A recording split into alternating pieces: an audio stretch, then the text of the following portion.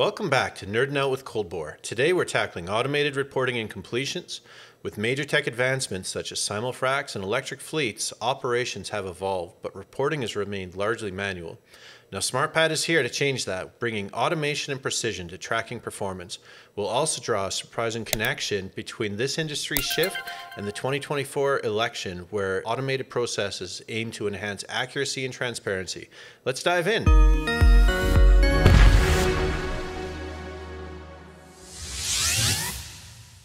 So the U.S. election happened last week. It did. It did. We all went to the bar to see the future of oil and gas and what's going to happen. But it was interesting because Alex, you were watching the election not from the CNBC or the other news places. You were actually watching the betting analysis through your phone. Yes. Yeah. First of all, they put on CBC here in Canada, which is horrible. We need to cut that. No, don't cut that. Yeah, so I mean, I've been a big fan of Polymarket. I know there's Karshi, something like that, also out there. And I'm very interested in that because it's kind of aligning the incentives more than just the polling. I always find polling interesting because I don't know if you guys ever responded to a political poll. I know I have not. And I'm sure there's some biases in the polling that they're not capturing very well. While in Polymarket, basically you just place a bid, right? And so if you think that the whole market is wrong, you can just put some money on it. And then and that was kind of interesting during the time of prior to the election. It was kind of moving around a little bit, but it was pretty tight. But then when you're kind of looking at it unfold, then you have kind of the talking heads on TV that are like, oh, well, you know, it's early because the votes from this county, which is very purple, has not come in yet. And it's always kind of like, you know, the people that are as wrong that are on those panels and then they keep getting reinvited. So I'd rather just like go on Polymarket and was tracking kind of in real time around 7 swing states, kind of where the money was flowing. And turned out that Polymarket actually their map that they had prior to the election, like a few days before the election, was what the election outcome was. Oh, sure. Which so basically kind of proving the point that the whole incentive structure is a much better way to predict outcome than at least it's a small sample size for now, but it's been very helpful to track during the night kind of what was actually going on without the filtering of whoever the talking head on TV was. That's right, because any channel you look, they've got their own perspective, and they're selling their perspective to the people who are watching it. I wonder if there is a bias in that. Like, do you think among conservatives and Democrats, like, is there a proclivity to betting or gambling? Like, did it happen that conservatives maybe gamble more, and then so they all bet on it and they happen to win, and they had a big win on this one? Yeah, actually, what I've read about that is those big events for gambling. If you look at sports, for example, the betting markets is a bit bad for, like, let's say there's a Paul versus Tyson this Friday. Yeah. And so that's a good example of, like, there's a bunch of dudes that are just like, I'm gonna fucking put the $100 on Iron Mike, and they're not really professional gamblers that understand the odds and this and that. Like, so, like, those big events, typically the betting market is a little less accurate because there's a lot of quote unquote dumb money in it, rather than if you look at an NHL game between Nashville and, I don't know, Pittsburgh on a Tuesday night. Yeah. Like, that's where, like, the odds and the betting market is pretty accurate because there's mostly just the professionals that are kind of betting those. Interesting. Also, I think the people who are more likely to put their money down are also the people who are more likely to go out and vote too. Like, the whole emphasis on get out of your house and place a vote is not just the passive person waiting to see what the result is to find out. It's the people who are willing to influence and also bet. I wonder how many people would vote one way and bet the opposite. They're like, I'm going to vote this way, but I don't think they're going to win. Yeah, or like, I don't want to have a shitty outcome. Yeah. So at least if X gets elected, I'll get some money. Yeah, right. Either I'm going to be happy about the election or I'm going to make some money. Yeah. Well, so those are the people who go to hedging my emotional, like, roller coaster regarding politics. Those are the people who bet red and black on roulette. That's really interesting that you guys would bring that up, or that we talk about that, because of course we're sitting there watching the election live, and we saw those poor people in the northeastern states where it's like 4 hours after their polls have closed, and they're still sitting at like 18% votes counted, and it's not the largest amount. Like, I can't shake that. There should be a faster way for the voter to go in and then walk out and see like the live poll. Or something like that happen. Like, there's got to be some automation, like maybe an automated reporting or something like that we could tie it in. I don't know where I'm going. Yeah, something like that. Well, you'd be surprised that I think, what is it today, November 12th? I think there's some counts that are not done. What? Yeah. By the end of November, I think most California and Arizona are like, seems to be the worst states, where it's kind of weird because I think you could mail in your ballot, right? And so but you had up to the eve of the election to mail it in.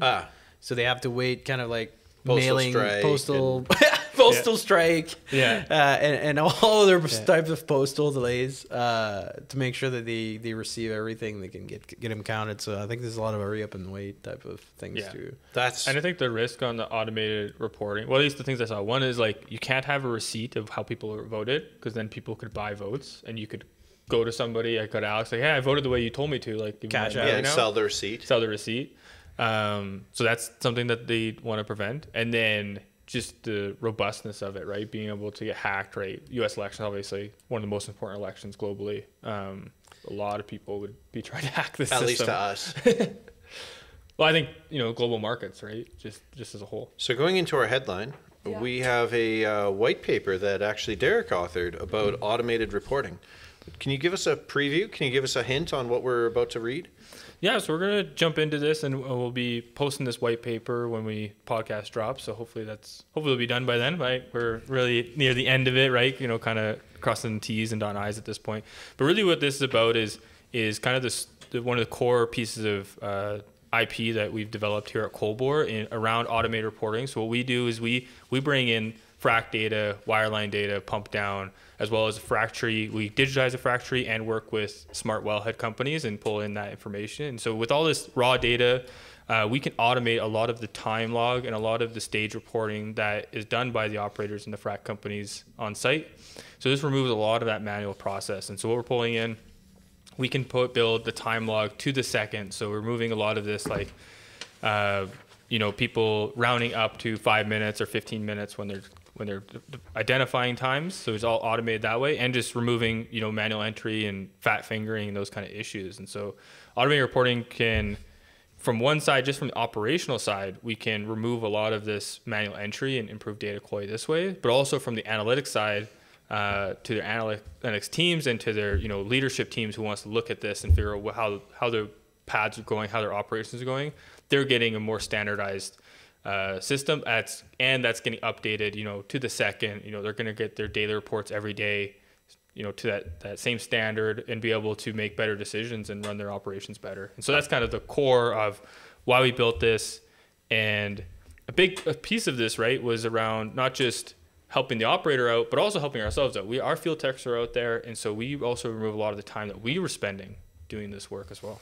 And maybe, Derek, you can talk about kind of what the automated reporting is built on, right? Because an important piece is, like, in what we do out there, there's a lot of layers, right? That, start the data acquisition piece up through the state detection. So maybe walk us through, like, what this automated reporting stack kind of sits on. Yeah, absolutely. Because I think if you were to try and, like, build this yourself, like, you can get a prototype going that kind of works sometimes. It's maybe not that hard to get a prototype going. And that's how we started, right? We started with some prototyping. Alex built the first pieces of this. But now the code looks very different. Alex hasn't touched in a long time, so that helps.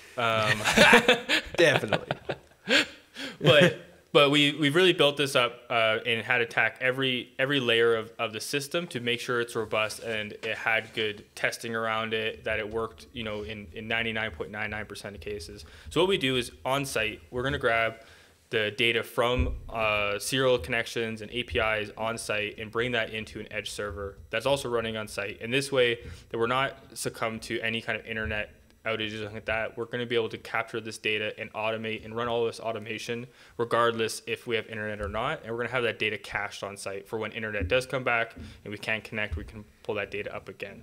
So when we pull this data in, we're grabbing, sensor data from Frack and Wireline and all these different services and sensors. And there's a lot of issues that come up with sensor data, right? Data drops out, people change sensors, connections get broken. And so the first kind of big layer of our system is that data quality layer, making sure we're mapping things correctly, going through with our data ops team, with our data ops, systems we're building out that capture these errors and make sure that the data that's going into our automation pipeline is good and accurate to the best of our ability. And we're always improving and continue to build on this. And you keep mentioning accurate and standardized. I don't think a lot of people fully understand. Like if I were to look at a stage and manually identify, let's say how much water did we pump during the flush activity on this stage? Well, in your mind you say, well, flush started and there's some trigger to say that flush is, in this case, you stop pumping sand. And there's some activity to trigger that flush has ended, and then you start, okay, well, here's the max and here's the min, and you subtract it out. But actually getting a machine to do that does a couple of things. One, you can say that flush has started maybe when sand is at a specific concentration instead of zero, or flush has ended when you're at a specific pressure rating, or when clean rate stops, or something like that. And just having those very precise starts and finishes and being able to quantify your time or classify your time gives you repeatable steps from stage to stage. Absolutely. It's actually really funny. When we first were kind of building this out and looking at our stage reporting, we had a lot of conversations with different operators, obviously. And some things were, there data points they were collecting for years, and they didn't really actually have a good definition of that data point. Like, well, what is average treating pressure to you? Is it the average pressure you were seeing while you were treating, while you had proppant going, or the average treating pressure from the time you got to rate, or the average pressure across from valve open to valve close? And a lot of operators are like, well, I don't know. I just get the value from Frack, and yeah, they just tell us. Like, whatever you guys do is probably fine too. And so we worked with them and we created a definition there that is standardized, right? So we're not going to fall to the whims of whoever's there that day says, oh, it should be this or it should be that. Ours is one approach, and it's always that. Yeah, and it needs to be consistent with all the new ways also that we see out there for fracking, like continuous pumping, for example. It's like, well, what's your pumping time? Well, it's all the time. It's like, is it though? Right? Yeah. Like, what's your effective pumping time versus non-effective pumping time? And am I, gaining from that continuous pumping if I have a lot of non-effective pumping time, running through pumps and water, so coming up with that very crisp definition of every one of those items that we put on our stage reporting was like a much bigger deal than we anticipated at the beginning. Oh, absolutely. I think it still continues to change, not quite as quickly as when we were first learning and doing these things. But yeah, standard is not static, right? Technologies change and these guys come up with new techniques, and then we have to figure out how to standardize that data capture and do it in an effective way that they can see and measure, is this continuous pumping thing worth it for us? Is this simul-frac worth it for us? Are we getting the efficiencies we want to get out of this system that we're paying a lot of money to try and run? So maybe continue now. You've talked about the acquisition, you talked about the data ops stack that for the data quality. Maybe now in between that and the stage reporting, there's the whole state detection kind of portion of it. So maybe talk about that a little bit leading up to what feeds into the stage report. Yeah, the state detection, this is the fun part. This is where I got to start when I started at Cold Bore 3 years ago. So we've been working on it for a while, and it's been working really well for probably a year and a half now. And so the way that works is, we're looking at these different disparate data sets, and we're built our condition system. We have a condition system, and then it goes into our state detection system. And so our condition systems, building conditions off of the valve positions, off pressures that we see, off rates that we see, and we're saying it's very, very simple. It's like if statements. Is this true? Are we open or closed? Is this open or closed? And then our state detection system is pulling in all these conditions, and it's the smart piece that says it's building that context of all these conditions that flag true and false, and it's saying, okay, did frac start? Based on these valves got opened, I know we're going to the frac operation now. Based off this pressure moved and as our proppant concentration, I know we're going to slurry subactivity. And we build in the logic knowing that certain activities have to happen in a certain order. And we've continued to develop on this. Right now, we're starting to implement, we're bringing in the plan data. So we build in the pumping schedule now. So we can break down not just when slurry starts, but we can break down every slurry step that's occurring in that for that stage. And so if you change the proppant type midway of stage, you go 40/70 to 100 mesh in the middle of the stage. Now, because we have that plan in there, we can pull out exactly when you made that change, and no one has to manually enter this. And so this is not something that's been done really before, because it's always a manual thing, right? The frac service providers, usually some guys in there writing this and saying that what time they changed it over at. I like to think about it as, a giant state machine is what like really that last layer. And then maybe like walk us through like now, once all those states have been detected throughout a stage, how the stage report leverages that.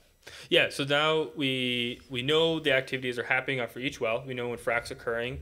And so we're building what we call we're building a time log. We call them time blocks. So we're building each time block for every activity. So when frac's actually fracturing or stimulating the well, we call that fracturing. That's happening on well A, and then well B is getting their wireline run done.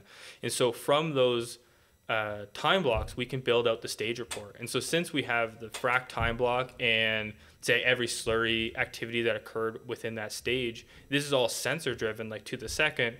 Now we can calculate all of our stage metrics, and there's no manual entry involved in this, except for like if you want to pull like chemical like strap values or something like this. But everything that we can automate, basically is automated at this point, and continue to build out into other kind of metrics that that are a little bit harder to calculate at this point. Yeah, I mean, like our whole business has been built around digitizing the factory in the beginning, right? And that's kind of part of like the power of that reporting that we can do, is that we have like the wellhead reports, like the wellhead metrics, as well as all the service companies metrics. And we've done Craig mostly have done a lot of like some of the ancillary stuff that we're starting to track. Like, for example, we worked with a customer that had us measure temperature on gas lines up in the Northeast during the winter. We have customers that are interested in noise levels because they have some regulation in the area that they're working in, and we've kind of been adding on that total context through the sensors on site with many of our clients over the years. Yeah, absolutely. And then building the interfaces on top of this to make sure these reports are actually usable, right? So seeing them in our dashboard in SmartPAD, or through APIs, through automated email reporting, or into Snowflake, or directly into WellView. So it's like that whole process of like creating a digital twin, being able to standardize and sync all these timestamps across all these different services and sensors, ensure the data quality is good there, then automate the time log, and then we can automate the stage reporting and all these metrics to finally build an interface that people connect to. So something that seems like, oh, maybe it doesn't seem that hard, and now you have all these things that we have to put in place to make sure it works well, and it's very flexible, that we can do continuous pumping and simul-fracs, and we can add these things in without blowing up the whole system. And I think it's an important point to point out, because the stage reports existed in their current form, right? Way before Cobalt was even in business. Mm-hmm. And why has it taken that long, essentially, right, for us to be able to deliver that product to our customers? And it's really because that's the amalgamation of every data point that happens on site, right? And if we really want to be true to our data-driven approach to solving this problem, there was a lot of building blocks that needed to be automated and quality control before we could like start delivering automated stage report that we could stand behind, essentially. I don't know. That's basically all I got for it. That was really good. Done. That was great. I didn't have to say anything during that. Is there a meme? Yeah, let's do a meme. Nate Silver is at it again. He's taken my prediction system, the keys to the White House that has been right since 1984, and claimed that he can turn the keys better than me to predict a Trump victory. The truth is, Silver has no understanding of the system. His sole purpose is to discredit it so that he can burnish his own very different approach, which is the compilation of polls. In the very hard-to-call 2012 election, I called Obama's re-election 2 years ahead of time. Then, unprovoked, Nate Silver issued a 30-page attack saying the Keys can't possibly call the election this early. You can't because you compile polls, and polls are not useful until very close to the election, and even then aren't accurate. But the Keys can because they reflect the structure of how American presidential elections really work. First, I'm going to do an initial reaction. Aside from the intellectual commentary that I think you're looking for, I heard an interesting stat, and Derek and I went down the wormhole on this one.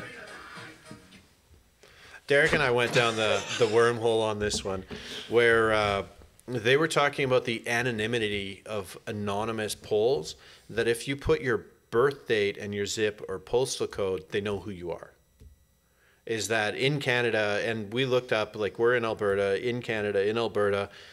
there's only so many people born in every year, and if they have the date of your birth, there's only like 8 people in your postal code that could be filling out this poll. And if you have another thing like your gender, it drops down to 4. And if you have like your median income, it drops down to like 1 and 2. Like, it's so neat, the idea that we don't put our name and we have all these answers to questions and we feel like we're being anonymous. Never mind with like the identity theft and things that are happening. It's so cool to look at the actual statistics on how they can find out exactly who you are just by completing a poll with your birth date and zip code or postal code. Anyways, yeah, go to the... My first comment, if this guy has been wrong, like on this election, so just want to throw this out there. I think Nate Silver had Harris by, or one of the two by 0.3. Oh, yeah. But then when he was asked on TV, I think the day of the election, like, what did your gut feel say? Like, he said Trump. Mm-hmm. Yeah, there's a very interesting, if you're a Matt nerd, argument between Nassim Taleb and Nate Silver on Twitter that happened leading up and after the election, where basically, well, Taleb just is classic thing of saying that you're an idiot to anyone. Mm-hmm. And then most people.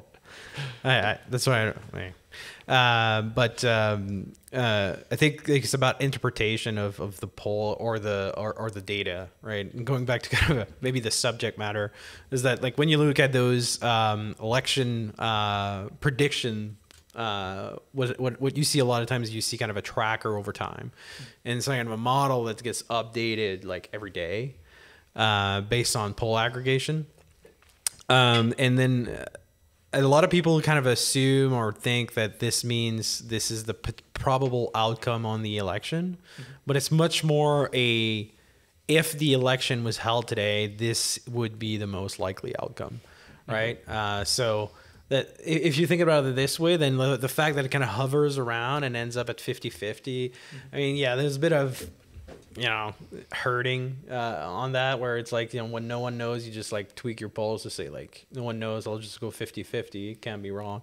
But that's a very different, mathematically and statistically, that's two completely different things, right? If you're trying to project like an outcome in the future, or project an outcome if an event occurred, or an event that's meant to occur like later would happen today. I would love to see the ellipses of uncertainty with this 20% as if there's another assassination attempt. Well, that's it, right? It's like this. That would be very interesting, actually, to have this cone of uncertainty narrowing as the model gets closer to election day.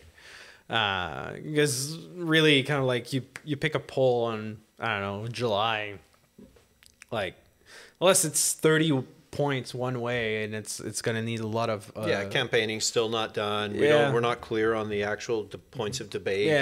Well, I feel like this way. Oh, okay, that's good. Yeah. Thanks. I remembered a meme. It's just put in the Slack. Can you open that? Thanks, Dwight. We're seeing some really interesting trends in a lot of key battleground states. Let's start with Pennsylvania with its coveted 19 electoral votes. And I want to focus for a moment on Erie County up here. This is a crucial swing county. It goes Trump in 2016, narrowly back to Biden in 2020. Now I want to go in even further than that. This right here, this is Mill Creek Township, District 2. Polls are showing momentum toward Harris and areas like this. But to really understand what's going on, let's go even closer, zoom in a little bit more. Right here, right here. This is 114 Hilltop Lane. Now I want to take us inside the bedroom here. Bear with me. There we go. So this is Nick Camden, 37-year-old registered independent. He goes Hillary in 2016, Trump in 2020. Which way is he going to go in 2024? Really hard to say at this point. It's pretty early, but we know it's going to be close. And Jason, what are you seeing inside this person that might indicate movement one way or another? So this is just a very ordinary Rust Belt body, small town values, predominantly white. It's got the lungs, it's got the vascular system, the heart, but I actually want to show you what's in here. This is the neocortex and the amygdala. These are areas of the brain responsible for regulating emotion and memory. So let's play out a couple of scenarios here. If, for example, this man remembers his grandmother and the time she took him to an Al Gore rally in 1999, feels good about that, that's a win for the Democrats. On the other hand, take a look at this. This is the area of the brain that's associated with social interaction and groups, and we've seen it light up when Nick goes out for beers with his Trump-supporting coworkers. So we're looking at really a thin margin here. I want to show you something, actually. Let's come back out. Let's go past the rib cage, past the lungs, past the heart, past the tumor. Healthcare going to be a really big issue in this election, obviously. Past the DNA to what we're calling the source, the origin of life, existence itself, where all of humanity's answers can be found. And can we zoom in further than that? No. Why not? Because I'm scared. But what we can do is we can actually zoom out here, out of the DNA, out of Nick Camden, out of Erie, Pennsylvania, out of the solar system to the edges of our cosmos, where we see ultimately how meaningless this whole race really is and how insignificant all of our tiny little lives really are. You guys would like that? That's epic. Thank you very much for joining us. Once again, this is Nerding Out with Cold War Technology. I'm Craig Bergman. I'm Derek Mathewson. I'm Alex Fortin. And once again, you know, we're all in Canada. We have no political affiliation, so none of the things, even though it may or may not have looked like we're aligned with a specific party, have nothing to do with what happened in the U.S. over the last few weeks. Don't forget, like and subscribe. Please comment. Any comments would be very, very valuable to us, even if it's that you don't like our representation of the different candidates. And join us on the next one. Data in hand, we rock the bytes and we'll take a stand. Calculators flashing like a disco ball. Cold War Tech, hey, we answer the call.